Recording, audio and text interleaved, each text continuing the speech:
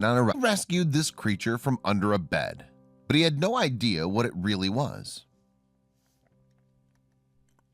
When Paul Russell was checking in on a relative's home, he never thought he'd be walking into a scene out of the movies. In fact, Paul said what he'd encountered was straight from the movie Alien.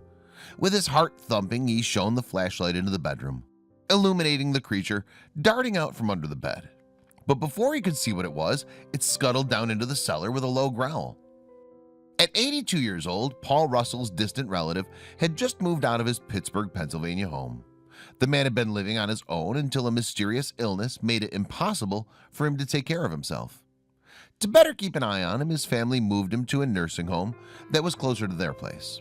While this was clearly the best thing for the man, little did his family know moving him out would set off a chain of events too weird to imagine. Controversially, the nursing home did not permit any animals on the premises. Sadly, Siam, the man's beloved 17-year-old cat, had to be left behind. This is where Paul jumped at the opportunity to help. Paul and his wife, self-described animal lovers, already had a few cats, so what's one more? Well, as Paul was soon to find out, Siam wasn't the only animal in that house. Paul walked up the drive, opened the front door, and flicked the light switch on and off. Nothing. He'd have to go down into the cellar and find the breaker. But first things first.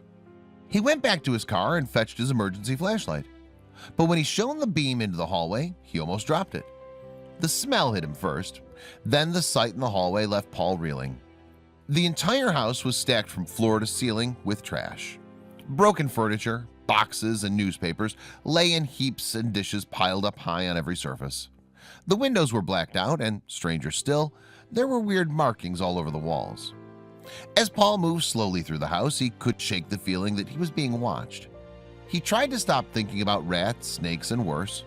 The hair prickled on the back of his neck as he shone the flashlight's beam over the etchings on the walls. Who or what had done this? And where was Siam? Paul inspected the marks on the walls and realized that they were scratches that had been gouged into the wallpaper. What had happened here? He walked down the hallway with his heart in his throat. "Kitty, kitty," he called out softly.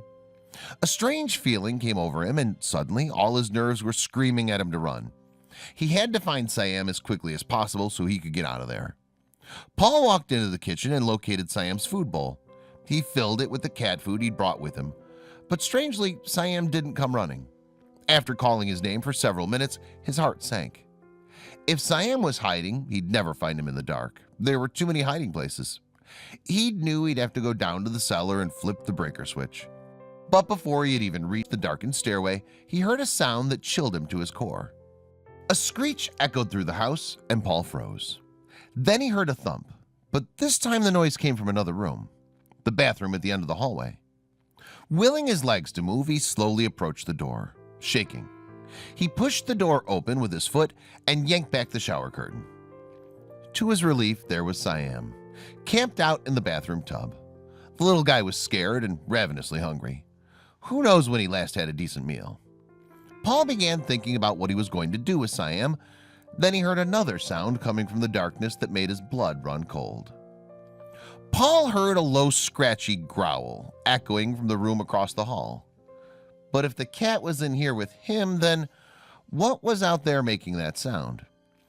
At first, he reassured himself that it was probably just a scared raccoon that made its way into the abandoned house. That would explain why Siam was hunkered down in the tub, right? He crept over the doorway and was met with a sight he'll never forget. While most of us would probably just take Siam and run, Paul's curiosity got the better of him. I started searching around, and suddenly this huge creature darts out from under the bed and runs down to the cellar. And I thought, what was that? Terrified, Paul dashed straight out of the house. He'd need to muster every ounce of courage he had before going back down into that cellar. Now, with his wife Jill by his side, they entered the house again. This time, Paul was prepared. Armed with a trap and flashlights, they crept down the stairs. Then they spotted it. The next day, I went into the creepy old cellar. I'm down there with a flashlight looking. It was almost like a horror movie, and I found her hunkering in the corner, Paul recalls. They managed to corner the creature and push it into the trap.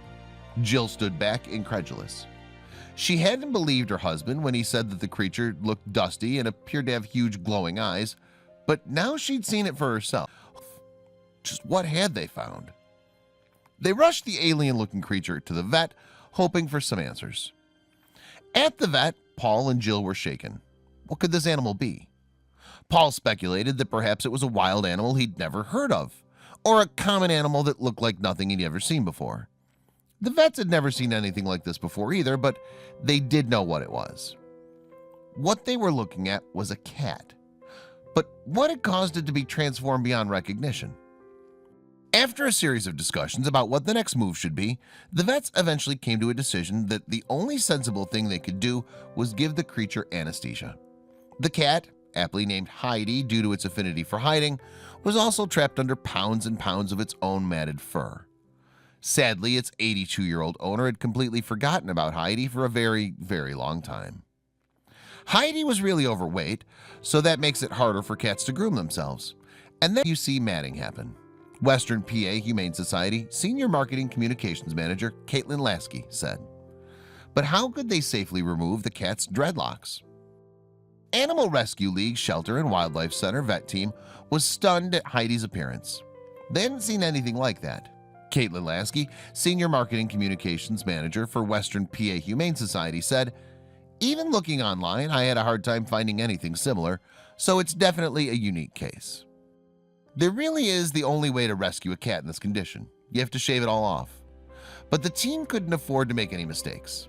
After putting Heidi under general anesthesia, they carefully began cutting away at the mass.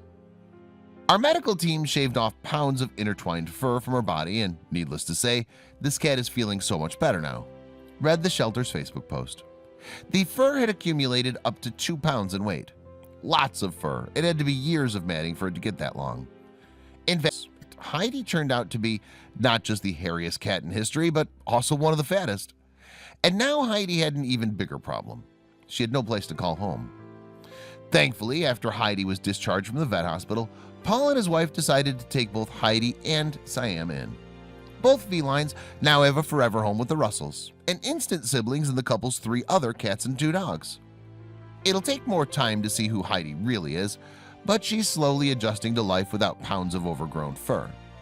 She may not realize it yet, but she finally has a chance at a happy and healthy life. But could Heidi ever trust humans again? After years of neglect, it's clearly going to take some time for her to settle in. She's been hiding under the bed for the last couple days, Russell said. I've been dragging her out and holding her, and she purrs a lot. The last couple days, she's climbed out from under the bed on her own and into a cat bed I have. So she's starting to work her way to see people more. The companionship of a can bring many positive benefits to the elderly.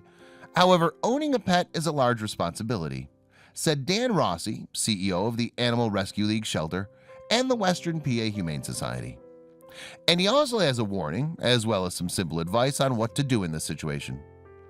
If a family member, friend, or neighbor owns a pet, please help them to make sure there's a support system in place if and when mental faculties begin diminishing, Dan pleads. Also, open-door shelters such as Animal Rescue League Shelter and the Western PA Humane Society do not turn any animal away if there are no other options for the pet. It'll take more time to see who Heidi really is, but she's slowly adjusting to life without pounds of overgrown fur and starting to come out of her shell. Other than being standoffish, you hold her and she starts purring, Russell adds. However, Jill thinks there's more in store for Heidi in 2018. In 6 months, she'll be running the house, Jill says, and hopefully she'll be a little trimmer. Thank goodness someone had finally realized that Heidi was suffering under all those pounds of fur and had taken her in for professional care. Hopefully, this story will help prevent other incidents of accidental pet neglect among the elderly.